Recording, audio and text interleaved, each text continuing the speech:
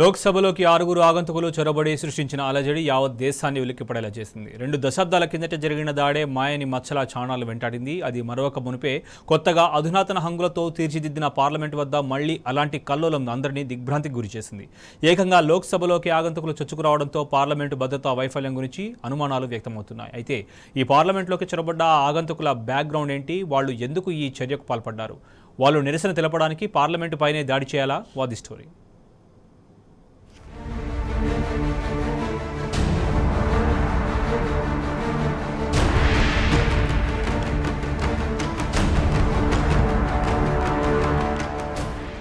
లోక్సభలో బుధవారం దుండగులు సృష్టించిన అలజడితో దేశమే ఉలిక్కిపడింది. ఈ ఘటనపై ఢిల్లీ పోలీసులు ముమ్మర దర్యాప్తు చేస్తున్నారు. పటిష్ట భద్రత కలిగిన పార్లమెంటు లోపలికి వచ్చి గ్యాస్టిన్స్ ఎలా వాడారనే దానిపై ప్రశ్నలు తలెత్తుతున్నాయి. అదే సమయంలో పార్లమెంటు ఆవరణ బయట కూడా 2 వ్యక్తులు పొగగొట్టాలు విసిరి కలకలం రేపారు. లోక్సభలో అలజడికి ప్రయత్నించిన వారిని మనోరంజన్, సాగర్ శర్మ, నీలం, అమేల్ షిందే, విశాల్, లలిత్ గా పోలీసులు గుర్తించారు. ఇందులో మనోరంజన్, సాగర్ శర్మ లోక్సభలోకి చొరబడగా నీలం, అమోల్ షిందే పార్లమెంటు భవనం వెలుపల గందరగోళం సృష్టించారు. ఈ నలుగురితో పాటు వీరికి సహకరించిన విశాల్ ను పోలీసులు అదుపులోకి తీసుకోగా లలిత్ ప్రస్తుతం పరారీలో ఉన్నాడు. నిందితులపై చట్ట వ్యతిరేక కార్యకలాపాల చట్టం ఉపా కింద కేసు నమోదు చేశారు. అయితే నిందితుల గురించి కీలక విషయాలు వెలుగులోకి వస్తున్నాయి. లోక్సభలో పట్టుబడిన మనోరంజన్ అనే వ్యక్తే ఈ ఘటన మొత్తానికి కీలకమని పోలీసు వర్గాలు తెలిపాయి. పార్లమెంటులోకి మొత్తం 6 వెళ్లాలని ప్రయత్నాలు చేశారు. చివరకు కర్ణాటకలోని మైసూరుకు చెందిన మనోరంజన్ ఆ రాష్ట్రానికి చెందిన ఓ బీజేపీ ఎంపీ సిబ్బంది ద్వారా పార్లమెంటు లోపలికి 2 విజిటర్స్ పాస్ పొందినట్లు గుర్తించారు. అతడి పిలుపుతో మిగతా వారు కూడా ఈ ఆందోళనలో పాల్గొన్నారని పోలీసులు ప్రాథమికంగా నిర్ధారించారు.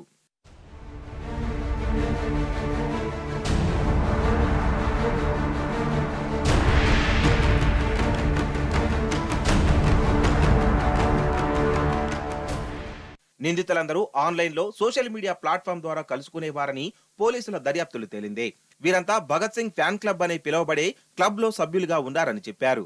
దాడికి నెల రోజుల ముందు వారంతా మైసూరులో తొలిసారి కలుసుకున్నారని, తమ కష్టాలను, ఇబ్బందులను ప్రభుత్వానికి తెలియజేయాలని చర్చించుకున్నట్లు పోలీసుల ప్రాథమిక దర్యాప్తులు తేలింది. కర్ణాటకకు చెందిన బీజేపీ ఎంపీ ప్రతాప్ సింహ నుంచి సందర్శకుల పాస్ ను మనోరంజన్ తీసుకున్నాడు. అంతా కలిసి డిసెంబర్ 10న ఢిల్లీకి చేరుకుని గురుగ్రామ్లోనికి విక్కీ శర్మ ఇంటికి వెళ్లారు. పార్లమెంటు వద్ద అలజడి కోసం అంతా ఇండియా గేట్ వద్దకు చేరుకొని రంగుల డబ్బాలను షేర్ చేసుకున్నారని పోలీసులు తెలిపారు. ఈ ఏడాది జరిగిన వర్షాకాల సమావేశాల సమయంలో మనోరంజన్ పార్లమెంటు వద్ద రెక్కి నిర్వహించినట్లు పోలీసు వర్గాలు పేర్కొన్నాయి. పార్లమెంటులో సిబ్బంది బూట్లను తనిఖీ చేయడం లేదనే విషయాన్ని అప్పుడే అతడు గుర్తించాడని, అందుకే ఎవరికి అనుమానం రాకుండా బూట్లలో గ్యాస్టిన్స్ తీసుకొచ్చినట్లు అభిప్రాయపడ్డాయి. మనోరంజన్ తీరు నక్సల్స్ భావజాలంతో పోలి ఉన్నట్లు పోలీసు వర్గాలు వెల్లడించాయి. ఈ ఘటన సమయంలో లలిత్ కూడా పార్లమెంటు ప్రాంగణంలోనే ఉన్నట్లు పోలీసులు గుర్తించారు. పార్లమెంటు సమీపంలో నీలం, అమోల్ ఆందోళన చేస్తుండగా ఆ వీడియోను లలిత్ ఫోన్లో రికార్డ్ చేసినట్టు తెలిసింది. భద్రతా సిబ్బంది వారిని పట్టుకోగానే నిందితులందరి ఫోన్లతో లలిత్ అక్కడి నుంచి పరారైనట్లు పోలీసు వర్గాలు పేర్కొన్నాయి. అనంతరం ఆ వీడియోను పశ్చిమ బెంగాల్కు చెందిన ఓ ఎన్జీఓ నేతకు పంపి దానిని వైరల్ చేయాలని కోరినట్టు తెలుస్తోంది.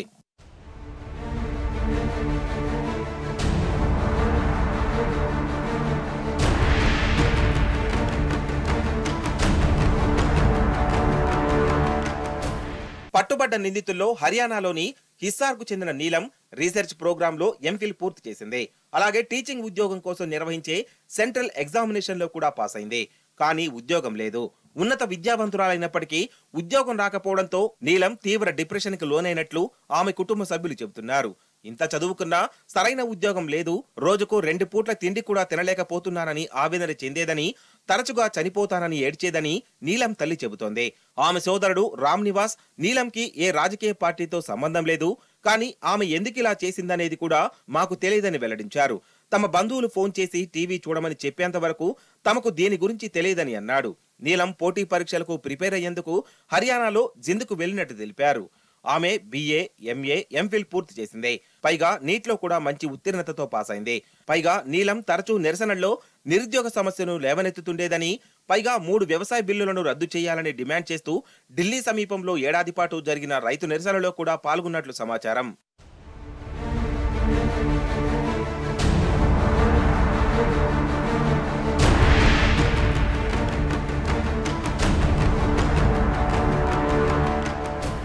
మరో నిందితుడు మనోరంజన్ మైసూరుకు చెందినవాడు.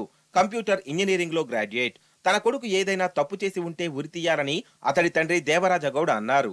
పార్లమెంటు ఆలయం లాంటిదని, దానిని అపవిత్రం చేసిన తన కుమారుడిని శిక్షించాలని సూచించాడు. అటు నీలం ఆజాద్ తో కలిసి పార్లమెంటు వెలుపల పొగగట్టాలు విసిరిన అమూల్ షిండే మహారాష్ట్రలోని లాతూర్ గ్రామానికి చెందినవాడు. అతడి తల్లిదండ్రులు కూలీలు. పోలీసు, ఆర్మీ రిక్రూట్మెంట్ వంటి పోటీ పరీక్షల్లో చాలాసార్లు విఫలమయ్యాడని అతడి తల్లిదండ్రులు తెలిపారు. అతను పోలీసు రిక్రూట్మెంట్ డ్రైవ్ కు వెళ్తున్నట్లు చెప్పి ఇంట్లో నుంచి వెళ్లినట్లు అతడి తల్లిదండ్రులు చెబుతున్నారు. అలాగే లక్నో నివాసి సాగర్ శర్మ, అతనితో సహా అతని కుటుంబంలో 4 సభ్యులు ఉన్నారు. శర్మ జీవనోపాధి కోసం ఈ రిక్షా కూడా నడుపుతున్నాడు. చివరిగా ఆ నిందితులకు ఇంట్లో ఆశ్రయం ఇచ్చిన విక్కీ శర్మ, అతడి భార్య రేఖను కూడా పోలీసులు అదుపులోకి తీసుకున్నారు. విక్కీ ఓ ఎక్స్పర్ట్ కంపెనీలో డ్రైవర్ గా పనిచేస్తున్నాడు. వారందరిపై పోలీసులు ఉగ్రవాద నిరోధక చట్టం కింద కేసులు నమోదు చేశారు.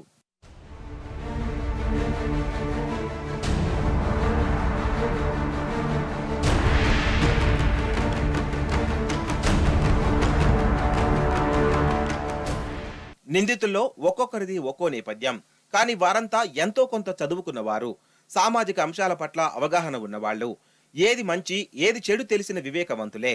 కానీ ఇలా తాము ఎదుర్కొన్న పేదరికం, నిరుద్యోగం వంటి సమస్యలతో తప్పుడు దోవ ఎంచుకున్నారో లేక మరెవరి ప్రమేయం లేదా ప్రభావం ఉందో తెలియదు. కానీ చాలా మంది యువత ఇలానే జీవితాలను నాశనం చేసుకుంటున్నారు. తమ వాళ్లకు అన్యాయం చేస్తున్నారు. దేశానికి యువత ఓ ఆయుధం. వారు దేశాన్ని అభివృద్ధి పదంలోకి నడిపించేలా ఉండాలి, కానీ కలంకంలా ఉండకూడదు. కఠిన పరిస్థితులను తట్టుకొని రాటుదేలి మహనీయుడిలా మారాలే కానీ అలజడులు సృష్టించే ఉగ్రవాదులు లేదా నేరస్తులుగా మారకూడదు. అయినా ప్రభుత్వాలను వ్యతిరేకించాలి.